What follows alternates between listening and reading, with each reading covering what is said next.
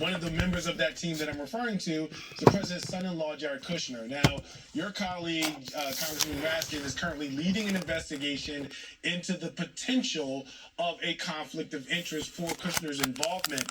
What do you make of that? And ultimately, what do you think might result from this sort of investigation if there is found that there is, in fact, a conflict of interest? So look, we have no illusions that in this moment when we are in the minority, we do not expect that Republicans will join us to hold this administration accountable, regardless of what they do. But it's important for us to demand answers and to try to get these folks on the record. Jared Kushner cannot be both a quote unquote peace envoy for the United States, representing Americans, while at the same time trying to do the bidding of his client, Saudi Arabia. Saudi Arabia has a stake in this war, and I'm just so incredibly frustrated that we continue to see this cabinet and this administration acting like a bunch of amateurs while also grifting off of the American people. And as you said, it is the B team, and we deserve so much better. Congresswoman, can I ask you, and perhaps this is actually connected to Charles' question in reference to Kushner, but also to Witkoff, you know, where the source of the confusion, I guess, comes from, given what we've heard over the last 36 or so hours. Because at one point yesterday, the president and his allies seemed sort of boastful and incredibly confident here. We were getting the message that Iran has just given up on enrichment. We were getting the message, oh, they're actually going to stop funding their proxies even, no longer going to fund Hamas and Hezbollah. And then also, they're going to reopen the strait, but they're going to tolerate us blockading the strait. Anyone who's even paid a tiny bit of attention to this, our team was talking about it earlier tonight, knew that that sounded like a fever dream, a fantasy. Yes, so, absolutely. Other than just the possibility that it's Trump's fantasy on his own, do you think that there is a single person in this administration or who's a part of this process who is responsible for consistently bungling this alleged ceasefire here? Because yes, I get it, there's things that are vague, but this has just been like shockingly bizarre and confusing for the public to follow along. Absolutely. And it's been like this way from the beginning. Who's on first? Every single time they had a press conference in the first 2 weeks of the war, it was a different explanation for why we were going to war in the first place. So this is just more of the same. And when we had the administration come before Congress in a classified briefing, we had the Secretary of State there, we had Pete Hegseth there, we had representatives from intelligence and armed forces. They treated us with such contempt as members of Congress. It is our job to do oversight, not because we're so high on our own supply, but because the American people elect us to do oversight. We all left that briefing feeling like nobody knows what they're doing. They can't even explain it to the committees of jurisdiction. And it should terrify all of us that we have essentially given the keys to the kingdom to an administration that does not do their homework and lives, as you said, in fantasy, a fever dream. Absolutely. Congresswoman, and yet another War Powers Resolution vote failed by one Democratic vote, but it also would have been a tie, meaning you do need another Republican to join Thomas Massie and come on board to have a successful War Powers Resolution passed. Yeah. Are y'all going to push it every day and force a vote daily, as some reporting has said? And what are with the holdouts? Are you having any traction on the Republican side in getting one more vote and getting the sole Democrat, Jared Golden of Maine, on board too? Yeah, I really appreciate this question. And certainly on the, my side of the aisle in the Democratic caucus, we're trying to figure out any strategy that we can use to bring an end to this war and to bring our service members home. And so does it include doing a War Powers Resolution every week? Does it include doing a War Powers Resolution every day and continue to put the pressure on? Americans want us to end this war. They understand that it was a war of choice. There was no imminent threat. They want the White House focused on issues that are impacting Americans right now. Certainly top of mind for them is their pocketbooks. And so we know that Republicans also understand that this war is incredibly unpopular. And as always, as you all have, this, Republicans will tell you a whole lot of things when the cameras aren't rolling, and then they'll get on TV that night and all fall in line. They know that this is a loser for them. And they also know that where we are right now with Iran is even worse than we were before Trump tore up the JCPOA, which was the Iran nuclear deal. By every single metric, we are worse off right now. And Republicans want to find a way out of this, and we're going to keep pushing the pressure on. In terms of my colleague, Jared Golden, I cannot speak for him, but I do know there are multiple Republicans right now who we can continue to put pressure on. They know this is not good for the American economy. It's not good for the American people. And ultimately, it's not good for the region or the global economy. We have burned through all of our allies right now, and it's so clear we cannot go it alone. Congresswoman, I'm so glad you brought up the JCPOA. I've been on this all night. We talked about it earlier in the last hour, and I want to sort of, again, draw our viewers' attention to the contrast that Republicans had previously been leaning into with this narrative of pallets of money being returned or given to the Iranian government. And now we're talking about the potential, as I have to say, as is being reported by Axios, of an exponentially larger exchange of cash for uranium. Now, from where you sit, there are people who may think that that might justify, or be justified rather, if it ultimately results in a resolution. Are you someone who believes that, or do you see that as being a problematic resolution? How much of this do you think we should be leaning into? Well, so I want to be really clear. I don't sit on foreign affairs and I don't sit on the Intelligence Committee. So everything that I have is based on classified briefings that I have been in, but I'm no expert in this area. But I will tell you this. We used to have caps on enrichment. We used to have centrifuge reductions. We had constant monitoring and inspections. We don't have those things right now. And so we need to be doing everything we can to get back to those parts of the agreement that we have now watched this president tear up and now take it to the next level, which is essentially creating a war in the entire region. Congresswoman, I want to turn to FISA for a second. You and your colleagues in the middle of the night had to go back to work, basically. It seemed kind of like a secretive process. You were able to block this 5-year extension attempted there by Republicans. But I believe the deadline now is April 30th. Can you give our audience just a sense of what's happening here and what's at stake with this? And why you think they tried to get the work done in the middle of the night when everyone was asleep? Yeah. There's so much to unpack here. Okay, first of all, for folks who are not as familiar with FISA, right, it's the Foreign Intelligence Surveillance Program, essentially. And there's a section 702, that we're deeply concerned about because we feel like it has to have more restrictions put on it so that they're not essentially surveilling American citizens. And so we felt very strongly, and I sit on judiciary. We talk about this all the time with our colleagues on the other side, and there is a bipartisan group of folks on the judiciary who have said we need reforms to FISA Section 702. We feel like there are things that are happening that are putting Americans at risk in terms of us being surveilled by our own government. I want to also point out that Senator Wyden has written a Dear Colleague letter informing us his concerns about that. And I also read a classified letter of Senator Wyden. So there's strong concerns. So we seem to have a bipartisan deal. We had been negotiating, and there was a core group of Republicans and Democrats who had been pushing forward. And it seemed like we were getting to some kind of agreement. But what they brought to the floor was not anything that we had agreed to. It was shockingly much looser in the rules and would actually open more Americans up to having themselves surveilled by our government through a back door. And so the plan was for us to come onto the floor and vote on a bill at midnight. The text of the bill did not come out until something like 11:30.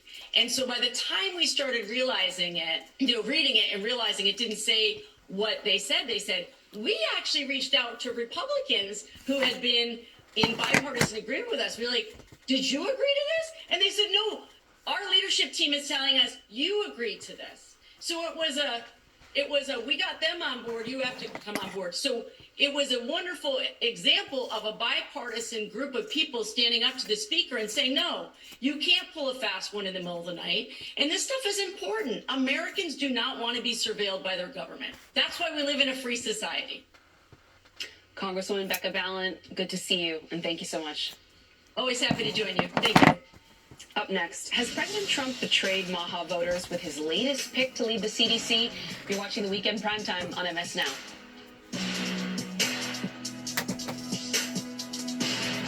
You know, during that whole conversation, I don't know if y'all noticed it or not,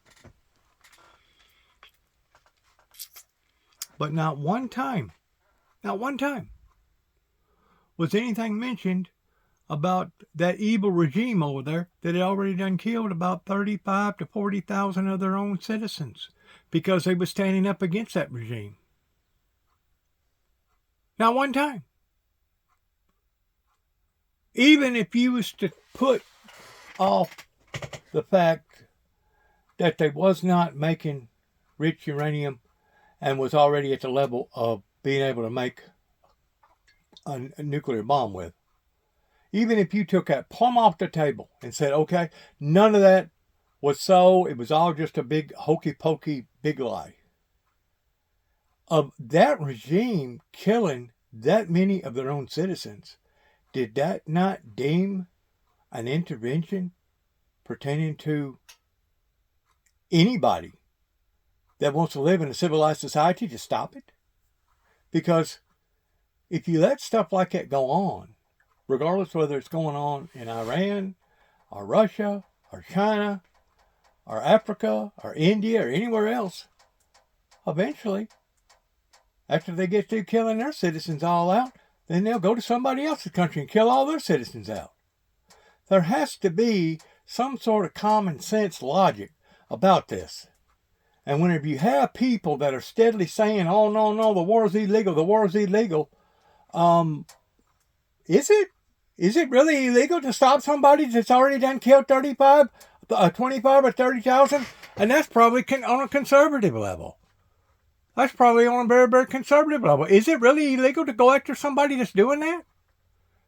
Is it really illegal to go after somebody like in Honduras that was a known drug trafficker that was killing thousands and thousands and thousands of people over here pretending to fentanyl? Is it really illegal? We have to have common sense, do you not think? From the President of the United States among suburban voters. Now, why is he losing so much ground among suburban voters, Omar? Take a look here. It is all about the economy. Look at this shift. Look at this shift. My goodness gracious. Suburbanites on Trump and the economy. Trump was more trusted than Kamala Harris back in October of 2024 by 6 points on the economy when it came to suburban. You know what that tells me? That tells me that the majority of the Americans are living a pipe dream, and they're living beyond their means, and they've stretched themselves out so thin to the degree that if gasoline even goes up 25 cents on a gallon, they're basically screwed. They're basically screwed. Well, whose fault is that? Somebody that's going to live that tight to the margin to the degree that if you have a blowout, even a blowout on a $150, $200 tire, now it's going to set you back and you're going to be in the red and paying all your other bills. I'd say it'd be the people that was living that way toward trying to live above their means. Trust me, this high dollar gas hurts me too. I can't go as near many places and see the river and go to the lake and go down here up in Kentucky and go down to Memphis and see my son's grave as many times as I want to. It hurts me too. But if you look at the bigger picture pertaining to stopping a nuclear, possibly bomb blowing up, but that's just it. The majority of the American people are so bamboozled. First of all, they've been embedded in thinking that we're invincible, not realizing that we're not invincible. And secondly, the American people have been so spoiled in getting everything that they want, pertaining to a throwaway society, kind of like throwing away a big lighter, that if it don't work, well, we'll just throw it away and go get you another. If this wife don't work, we'll throw her away, go get you another. If this husband don't work, if this boyfriend don't work, throw him away and go get you another one. We have had so many different mementos going at one time, especially for the past 30 years, that I'm really surprised that we're still standing. I really am. I'm really surprised that we're still standing. And we have prior presidential administrations and preachers to blame for this. The leadership quality in America has failed up until now, especially if this president was trying to prevent something like that from occurring, because even young Bush talked about a mushroom bomb going off again and again and again. For the GOP as well, and that's in part due to Democrats rating their own party worse than Republicans rate theirs.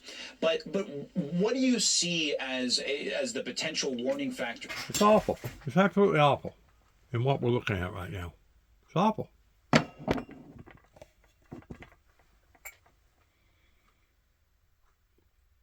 And then they get on this party scheme.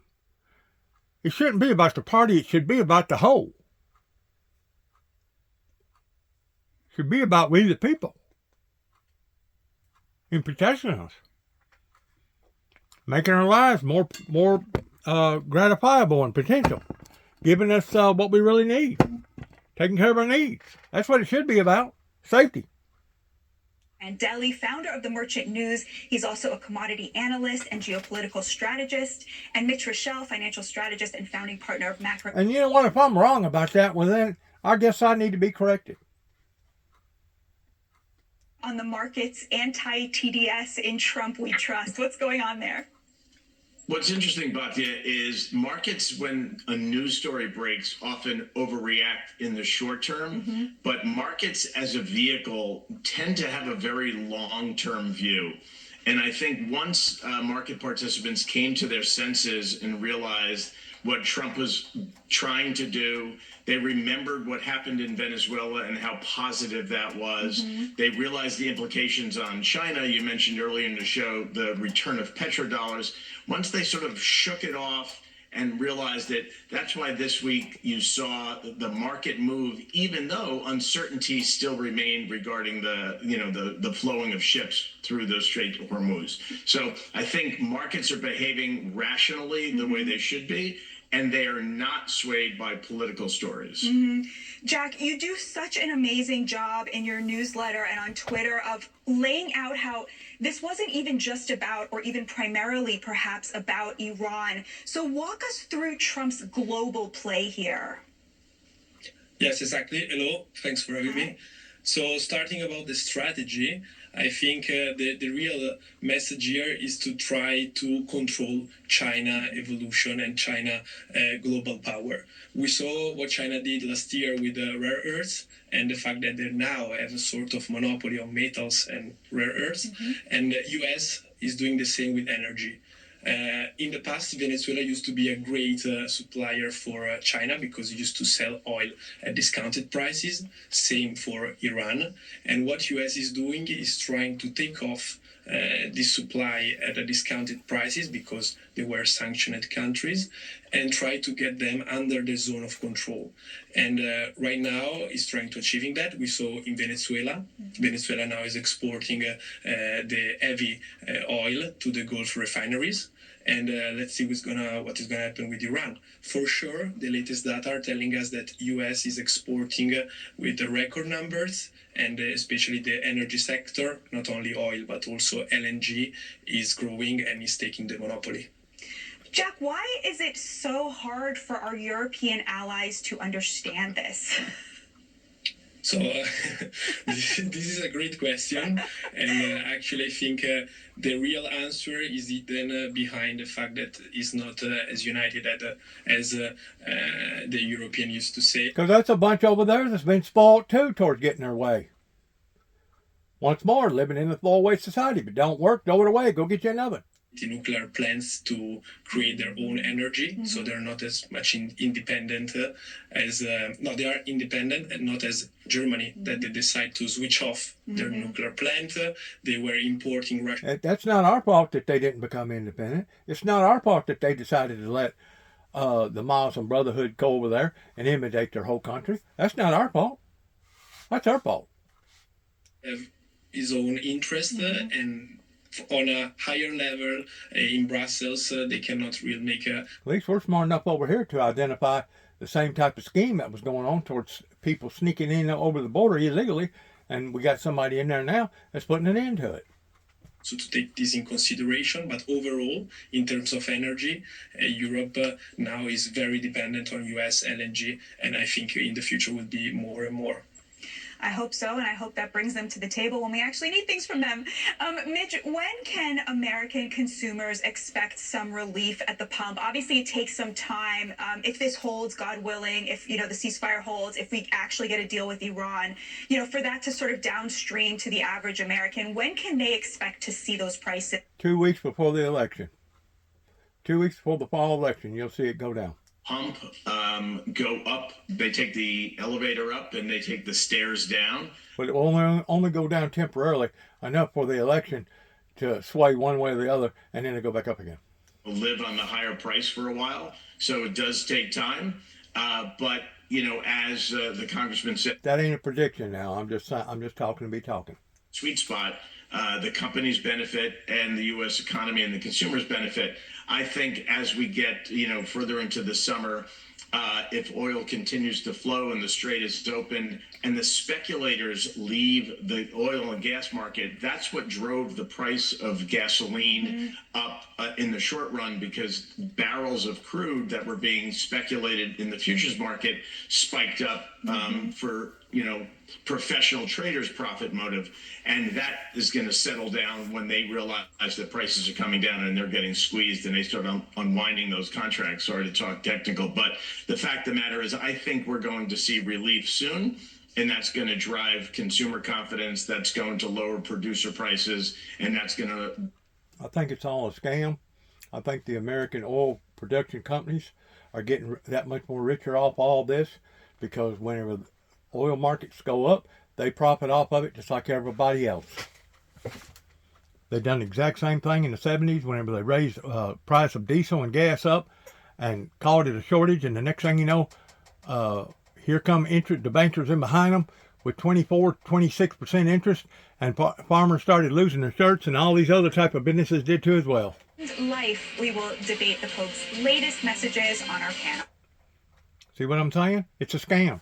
It's a scam. It's about the rich man working over the middle class man and the poor man. And, if you continue to keep doing this again and again and again, eventually you're going to have some major repercussions, and that's what we're seeing now. Major repercussions is like what happened in the 70s and the 80s. Bread, milk, and eggs. So do you think, people who were, so excited about this plan, how are they going to feel about this when they go in there? Well, first of all, it's taking an incredible amount of time, so I guess when government does anything, you can expect that. But speaking of that, when he announced this and he says government is going to step in, that should make everyone shudder. It actually makes the hair on the back of my neck stand up. I'm sure that's what the people of Cuba and Venezuela and elsewhere thought sounded so good at first, too. So that's that part of it. But also, we all know these grocery stores, or this one grocery store, by the way, is going to be like Lord of the Flies in there. Just wait to see how this is going to go down, okay? This is going to be, to me, just a disaster and a mess. And for these people that have to compete against this, that don't have the government subsidies or the government buy-in, it's unfair to them. They've got costs. They can't compete with this. So driving out businesses and business owners seems to be a theme of the Mamdani administration. I wonder why. Because when you drive out all the businesses, then the government's the only thing left. Pay attention. Yeah, Guy, what about that? The unfair part of this to the, regular business owners? Oh, yeah. They lecture us about fairness all the time, but they don't actually believe in it for reasons that you've just mentioned. Also, in the clip that we played, Mamdani called this a grand experiment. This grand experiment has happened elsewhere in the country. I would encourage viewers to go and Google a government-run grocery store in Kansas City, Missouri, and just see how that has played out in recent years with massive cost overruns, crime ruining the place, empty shelves, the list goes on. And then there's this other point. The Manhattan store that he announced with great fanfare, $30 million, and it's going to open 3 years from now. There are existing grocery stores for sale for a fraction of that price right now. What on earth is this money going to? I suggest you follow the money and see whose pockets are getting padded. Just on that topic, this is a 9,000 square foot building that's costing, what, $70 million. That comes out to $7,700 plus per square foot to build this grocery store. The national average is $100 to $800 per square foot. The New York City average is $3,000 per square foot. Oh, and it costs you 20 some odd dollars per square foot to inventory it, to put your product in there. So the numbers make no sense whatsoever. Almost $8,000 per square foot to build this grocery store and stock it. A high-rise building in New York is about $1,000 to $2,000 per square foot. Wow. And get ready, it'll be here in 2029. Wow. Joe, you did the math on that. And you know, the grocery store that Guy is talking about in Kansas City, it's called Sun Fresh. They had to close their doors after 10 years because they were just riddled with crime. They started off with 14,000 customers. They were down to 2,000 at the end. So, okay, another topic here. New York wants to govern grocery stores, but the state can't even effectively manage their own roads. They're refusing to remove illegal truck drivers from the streets, and now they are paying the price. We've seen these crashes across the country where we have commercial drivers, truck drivers that are unskilled. So the response from Kathy Hochul in New York was, listen, we didn't do anything wrong. We followed the rules. But the truth is, they actually gave commercial driver's licenses to people who are in the country illegally. They completely rejected our offer to cooperate. And so that's step one. We pulled $73 million. This comes after a Transportation Department audit finds over half the state's commercial driver's licenses were in violation of federal law. Half. Well, we have seen this story play out in Florida and California, and people have been killed. People have been so seriously injured that their lives will never be the same. Why? Because a lot of these drivers can't even read English. They can't read the street signs. And so this is very dangerous. Sean Duffy says they've stripped $73 million in funding, but they're still doing it. They're still handing out these driver's licenses. Guy, what's it going to take? Good question. I mean, because we have these headlines, these terrible accidents and incidents happening, and it just like this is one of these stories where you feel like you're going crazy. How in this country are we giving commercial driver's licenses to people who are here illegally? I mean, if they don't speak English and can't read street signs, that's even worse. But like, just start. This could be, you know, someone who is from the UK and is in the country illegally who reads English perfectly. You shouldn't be getting a commercial driver's license if you're not here legally. And yet we see this story over and over again. And it looks like now finally there is some accountability coming. Mm-hmm. Tommy? This is also hollowing out the American trucking industry, which I don't think we're talking about is enough. We can talk about how horrible some of these drivers are, the U-turns in the middle of the interstate, all of those things, absolutely horrible, and that impacts everyday Americans every day. But this trucking industry, it's not dissimilar to us talking about the Haitians and healthcare and everything else. The trucking industry and American truckers and American trucking companies that are trying to do it the right way, that have to pay a little bit more for an American driver who speaks English, they are being decimated by these illegal alien CDL drivers and the companies hiring them. And these are backbone American, hardworking people, and they do not deserve this. Thank you, Secretary Duffy, for doing something about it. Yeah, Joey, it does seem like a slap in the face to the truckers of America. I mean, these are real careers for these Americans. It pays fairly well. It's a hard job. People are on the road for extended periods of time. They're gone from their families. They're sleeping in their trucks. But these are their chosen careers. Yeah, it used to pay very well. That's the problem, is it's been diluted, just like Tommy's talking about. Several of these instances have already happened where a truck driving team, two folks that are illegal, probably making about the same as one person. They're willing to share half the income, live together, send the money they do make back to their home country. I've seen this over and over and over again. I come from a place in Georgia where it was taken advantage of in every industry you can think of, to include trucking. I just want to say one thing about the New York deal.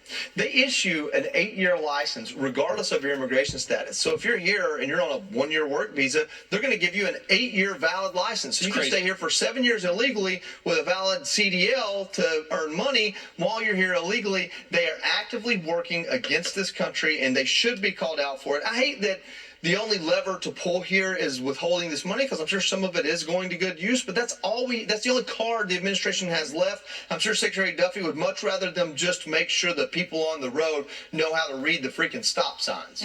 Now, what's the excuse? Right? Like, I would love to see, and we'd love to get maybe someone, Kathy Hochul, welcome on this program, the governor, anyone who's willing to defend this. What is the actual... Really do that to our viewers. Well, I think being held to account matters. Like, affirmatively defend this policy. If you're going to resist against what the administration is trying to do, explain why. I would love to hear that. They're going to tell you that American truckers don't want to do the job. Yeah. That's going to be their response. What they mean is, this is what's so funny about this. You have all these young liberals who love to beat up every billionaire that's ever been made because they can't afford to live in this country anymore. But they don't understand they vote for politicians that farm out those opportunities, and that's the problem. Okay, Governor Hochul, consider yourself invited. Anytime you want to come, we will have you. Still ahead, Malcolm is stuck in the middle of being too woke. Well, there you got it, folks. One problem right after another. Just like the Bible says, in the last days there'll be commotions, disturbances. Good luck to all of us. God bless America, and shalom.